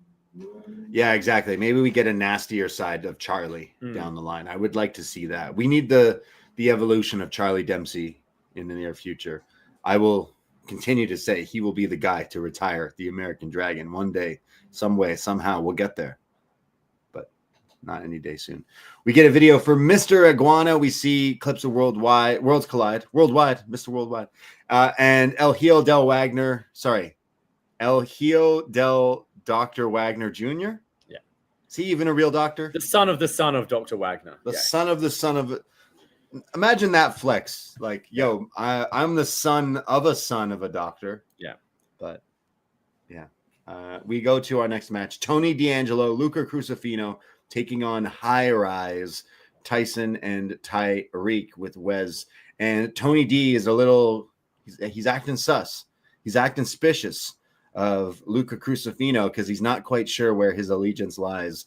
And Luca starts the match, and Tyson and Tyreek start to tag in and out and beat on Luca. But as Luca almost tries to make a tag, Tony kind of brushes him off and doesn't tag in. So this is when they start to beat down on Luca again, when finally Tony makes the tag in here. He comes in. This is when I started to hear. There's a moment where like Luca kind of takes a bullet for Tony, like they're charging and he gets in the way. So Tony like realizes, oh, okay, I can trust this guy. And when Luca's in peril, makes the tag. And then this was very distracting because you heard these like twinkle sound effects. Yeah. And then commentary like, oh, what and I was like, what the hell is that? And I didn't see the graphic, but then I see on Twitter that there was a graphic, so I was a little confused. Maybe it was on the CW and not on Netflix because I just heard this twinkle, and it's basically Mariah May like notifying us. Is it? Well, sorry, Blake Monroe. So yeah, weird. I did not see it. I heard the twinkles, and then the commentary said something about Blake Monroe, but I did not see this. And then I saw on social media that there was this like graphic. Shout out lower thirds and overlays and all that fun TV stuff. So yeah, weird that we didn't see it, but I heard the twinkles. I was very confused here. So anyways, the match continues. This is when Tony we saw Luca take that kind of bullet, if you will, for him. And he's like, all right, I'll be on your team here. So they continue to fight. And eventually they gain the upper hand. And Tony does the move that he used to do with Stacks, where he throws Luca Crusifino over the top onto both of the guys here. This is when we go back to picture in picture. They continue to beat down on Luca. We see Tyson hit this Uranagi for a near fall. And then finally, Luca makes the tag to Tony. He's coming around. He's throwing them around. There's a spinebuster to Tyreek. And then Stacks shows up on the apron with the crowbar. Tony, acts like he's seen a ghost, but he grabs Stacks, throws him in the ring, and throws him out of there and turns around when Luca picks up the crowbar. And Tony turns around at the wrong time and sees Luca holding it like, hey, what are you going to do with that crowbar? And Luca's like, whoa, hey, I just picked it up. I wasn't going to do anything. Hey, oh. And Tony's like, yo, are you going to use this? When they're kind of arguing, they get shoved into each other and allows Ryze to hit their Ryze, sort of. It's like a slam dunk, isn't it? One holds them up and the other jumps up and back suplex them, kind of thing. Yeah, so they get the win, and there's some more trouble in the family, if they even are still a family. But yeah, we saw Stacks appear here and now teasing the stuff with Luca. So was it Stacks on the phone with Luca earlier in the night? That's probably what it meant, right? Yeah, and they also didn't leave it long enough to see if Luca was contemplating hitting him or not. But I can see it being the thing where, Luca is on Tony's side, but Tony's distrust eventually kind of drives him to join Stacks anyway. What do you think of the match? I didn't love the match. Tyson and Tyreek, I think we've seen them do some good stuff too, but I think maybe because the storyline, it was more focused on like Tony and Luca. It kind of took away from actually seeing what Tyson and Tyreek are capable of. It really wasn't much, to be honest. I don't think being with Wes is a bad thing for these two guys, but so far I can't seem to necessarily, it's not clicking. I know it's still early on with Wes, but hasn't clicked thus far, but maybe there's still a chance. Like they gave him the win in through all this, but we got to go back to Stacks versus Tony, I guess, where we do get the turn of Luca and the big reveal of Rizzo eventually, right? Did you see Nunzio going off on Stacks on social media? I saw. It might have been Nunzio. Yeah. Being like, you're not even Italian or stuff like that. He's like, you're wearing, you stole my whole fit. He's like, soldier, you stole my whole flow. You're wearing leather. You're wearing a leather jacket, leather cap. It's like, man, like I don't know if you necessarily created that, but in wrestling, I don't know. He's the first Italian American. And like, didn't they do a segment together on TV? Yeah, like Tony did for sure. Like I'm sure Stacks was involved. No, we saw them together. Yeah, at the ECW stuff. Yeah. Right? Yeah, I thought that was weird. But anyways, more Italian mobster storylines. It's like Donnie Brasco or Goodfellas. I don't know, but we're going to get more of that. We get a Trick Williams, TNA champion, being interviewed. He says that he doesn't care what anyone has to say. He's TNA champion and he retained and he's the guy. And he says he likes how loud and proud Mike Santana is, but you made a promise to your daughter that you were going to take that TNA championship. Well, you lied to your daughter's face and says that. And Elijah, you better go get some guitar lessons because you suck. And says that ever since I've been Hollywood Trick, I've been riding first class. See what he said? See what he said there? First class. Team, the other guys. He says that everyone says you want to walk with Elijah. Well, I'm going to dog walk your ass back out of NXT. So next week, it's Trick and First Class versus Elijah and Briggs and Inamura. Yes. In a 6-man tag match. I loved this promo from Trick. Oh, it was great. It was awesome. Mentioning his dude's daughter had me howling. Yeah, that was the best line. And it's never brought up enough when people make a promise and they lose, and I just thought it's such easy. It's so easy and works so effectively. And then following up with like an Elijah, get some guitar lessons.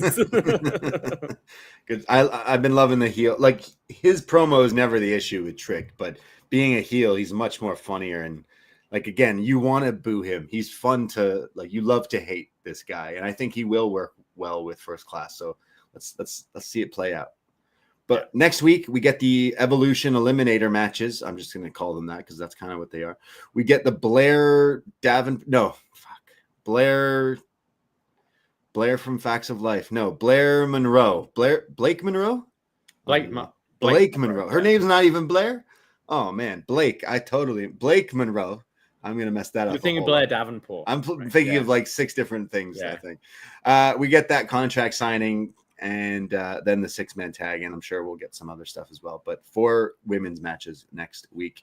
But it's our main event, the NXT Championship on the line. The champion, Oba Femy, defending against the winner of LFG, Jasper Troy, who attacked him earlier. We see Oba come out with the taped up ribs because he's so hurt from that attack earlier. Right away, Jasper's on the attack. He slams Oba and hits a senton for a 2, but then Oba comes back with a slam. This is when the crowd start to chant, no bread, no water, just meat. Jasper counters Oba's suplex and suplexes him. Jasper's the only time Oba's ever fought someone bigger than him. That's what he said last week, but it's true because Jasper's bigger than him.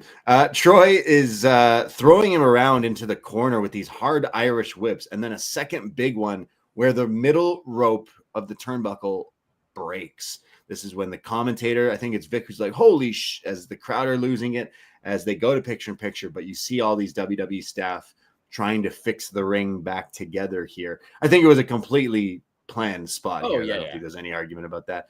During picture-in-picture, Jasper hits the Ho Train, a sidewalk slam, and then a second one when we come back on the apron, rolls Oba in and hits a standing splash, but it's only a 2. Oba starts to fire up. He hits a spine buster, but then Jasper comes back with the choke slam, selling the ribs, but Oba kicks out. This is when Oba counters a move and throws him across the ring, but then runs at him and gets hit with the black hole slam, but Troy can't cover him in time. And when he finally does, it's only a 2 count. This is when Oba on the outside throws Troy through the set, through the like guardrail set. Yeah, this barricade between the fans here. This was pretty cool. Again, like a very first we did the turnbuckle, but now we're doing like this, the part of the whole area is being destroyed by these guys. So that's happening. And then they go back into the ring. This is when Graves has a great one. It's a kaiju battle in the PC. We get Troy runs the ropes and then gets popped up for the fall from Grace, sort of like more of a spine buster version. Yeah. But still like he slammed him. And it's a 1, 2. And Jasper doesn't kick out, but the ref is like, hey, that's a 2. His shoulder kicked out. And it kind of took the air out of the room a little bit. It was weird.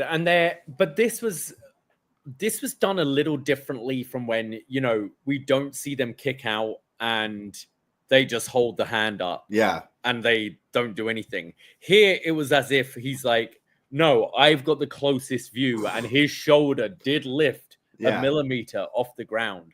But it was just weird. I don't know if it was I assume it was meant to be a near fall to just really get, no one's kicked out from the fall of Grace, really try and give Jasper Troy something here. But it did just like suck the air out of this match. And the crowd were really into this. Yeah. Yeah. So that happens. The shoulder comes up after the fact. And then Oba picks him up and hits a second fall from Grace for the 1, 2, 3. So yeah, a bit of a wonky ending there with that kick out thing. That seems to be happening a lot with WWE, and like it happens a lot in wrestling, full stop. But lately, WWE, it's definitely been happening a whole lot more. And I'm not sure if it was Troy's fault, the ref's fault. I'm not quite sure what happened. But you know what? I didn't mind the match.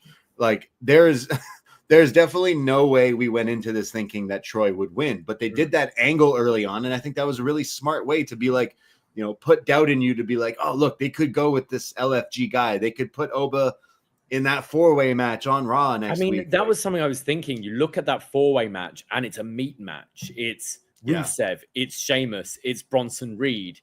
And you go, yeah, Oba Femy would fit in that. So I think that, I thought it was a great angle, actually, to put some doubt. But it also allowed Oba to fight from underneath and sell and be an underdog, which we haven't seen. And I think once he goes to the main roster, there's a lot of big dudes on the main roster. In NXT, he is the big guy, and he's usually the bigger guy against anyone. Whereas he's going to have to sell more on the main roster because he will be up against a Bronson Reed or a Sheamus or whoever. So I thought that was good, and it gave something to Troy here as well. I thought they crafted some good like meat spots. the crowd, like that rope break spot really got the crowd like buzzing. And there's limitations to this Jasper Troy guy, but I thought this was so much more effective than the squash match he had the other week, because it was a pretty fun hoss fight, this one. Yeah, I think you can see Troy is inexperienced and green, but they worked around that and used that gimmick of the angle before, the gimmick of the turnbuckle, the gimmick of Oba throwing him through those guardrail protected things. Like they did like a whole lot of smoke and mirrors. And I wasn't necessarily blown away with him, but I would say out of all the wrestling tonight, this was the most interested and entertained I was in. Yeah, so I got to give better than I thought it was going to be. Yeah, I think that was it. I think I was going into this being like, yeah, whatever, and it was a whole lot better than. I'm not saying this was my match of the year by any means, but from tonight, yeah, it was pretty entertaining, and you could bite on some of the stuff. But I was sitting there thinking, this guy's not losing this title to this guy that I don't even know. The guy who comes out with the chains. I'm like, come on, man, I don't know about that, but. Maybe, where do we go with this guy? Do we continue this push? He's so big. He's huge. If he can learn to work a little bit better, like I think they would definitely use this guy on the main roster because he is a giant. Oba automatically will eventually be a big star, but I just couldn't see this reign ending this way. No. At this point, I think it's Javon who needs to take the title from Oba Femy. Yeah, that makes sense. I'm not sure what next for Jasper Troy, and I don't actually know what's next for Oba Femy. Like, who do you see being, what is it? Great American Bash is the next one. Who would be what's Oba's match? Plausible contender for that? Like, are we going to have a similar setup, like a series of 4 ways to set up that match? Trick Williams, double title Trick. Yeah, you could. I mean, we never got that. Got the singles match, did you? I think Javon would be further down the line. Javon for WrestleMania weekend. Wesley is someone you can always go back to, but he seems just such a background player at the moment. I'm not sure. I'm not sure what's next for Oba, and that has been a bit of a problem. It is. Yeah. Is there's no clear challengers. Absolutely. And Troy, I guess. He'll have a rehab match, just killing someone. Kill Dante Chen again next week or whatever. But actual program, I'm not kind of sure quite yet. So that was NXT. What was your highlight? That main event match? Yeah, main event was fun. I didn't mind Jacy and Lainey. I thought that was all right. The Trick promo, I really enjoyed. I thought this week there wasn't much that I didn't really hate much, but nothing really blew me away. I thought it was a middle of the road show this week. Yeah, I didn't hate anything, and that's always a good thing when I watched this show. But next week we mentioned those 4 single women's matches that winners go into the 4-way. We get Blake Monroe in the ring signing her contract. That 6-man tag match, and then possibly some more things added this week. So that's what we got looking forward to for next week on NXT. That's what we thought. We have a Facebook group, Poison Rana, in your Facebook. Like the page, and also find the Poison Rana group where we post things like memes and feedback threads, and we will read them. And I see someone writing in, Alex Arbit. I'm not sure if he has written in before. So if in that case, first time, long time. I believe that is. I could be wrong. But he writes in, Lainey Reid 8 down.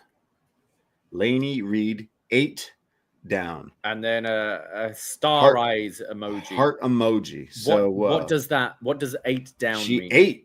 She ate down. You don't know what she ate down. She ate down. Right. I think it's a good thing. I think it's a really good thing. Okay. Cool. So. Yeah. Cool. Thank you, Alex, for writing it. Appreciate it. And then we go to Megan, who was correct. Oba Femy. Wow. Can you Megan last week on the show in the chat saying Oba retains? Yeah. Wow. Megan should buy a lottery ticket. He called it. He was on the nose with that laugh. I'm bang on shocked, dude. Wow.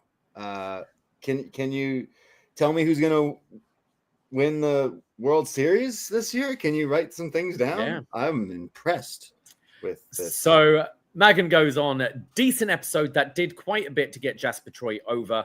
Oba Femy got to look vulnerable, and the main event was a serviceable battle between two human kaijus. NXT is also balancing Evolution and Great American Bash when it comes to the fate of the women's title. A 4-way in 2 weeks, and the newly rechristened Blake Monroe are in a race to who will get the nod. Paige Legacy was a good opener to get Super Sean over to the audience. Yes, very true. Thank you, Megan. Thank you, Megan, as always. And you were right. I can't believe it. Oba Femy retained his title against Jasper Troy here tonight. And what a match it was. What a show it was. What an up next it was. Appreciate everyone in the YouTube chat. As always, we do this every Tuesday night after NXT right here at Post Wrestling on the YouTube page. And Davie, you'll be live this Sunday with our man Neil for a Poisonrana Live. You're going to talk about some summer blockbuster, some Swerve Ospreay 2, some Kenny Omega Okada contract signing. We'll sprinkle a little bit of SmackDown in there as well. And if TripleMania's happened by then, maybe I'll try and catch some of that. Oh no, TripleMania's on Sunday, so maybe we'd have caught some of that by next Tuesday's show. True. Yeah, fair. So catch those shows, catch you on Sunday live, catch us next Tuesday after NXT. And for more, Poisonrana.ca. Follow us on Twitter, Instagram, Blue Sky, all those things. And Patreon.com/PoisonRana. We have our Hot Fuzz review, our Friday the 13th Part 4 review, our Champ is Here, Episode 9 with Benno and Hamflet, and so much more wrestling. We recently reviewed the Worlds Collide 1994 show just last week, and that was a whole lot of fun. The 2 out of 3 falls hair versus mask tag match, Eddie Guerrero. Brilliant stuff. If you haven't watched this show, it's on for YouTube for free. And then check out our review, because we had a lot of fun talking about some retro lucha and talking about the culture and all that fun stuff. And it was a great companion piece with this new Worlds Collide show and everything. Absolutely. So we feel like lucha experts this week, you know? Hell yeah. We're up there. So appreciate everyone out there for listening as always. And we'll catch you very, very soon. Of course, you can find me, Braden Herrington. I'm on Twitter, Instagram at the Brady. And I am at Davie Portman. That is it. That is all. Take care. Goodbye. Be safe. And go suck a blood money covered dick in Saudi Arabia.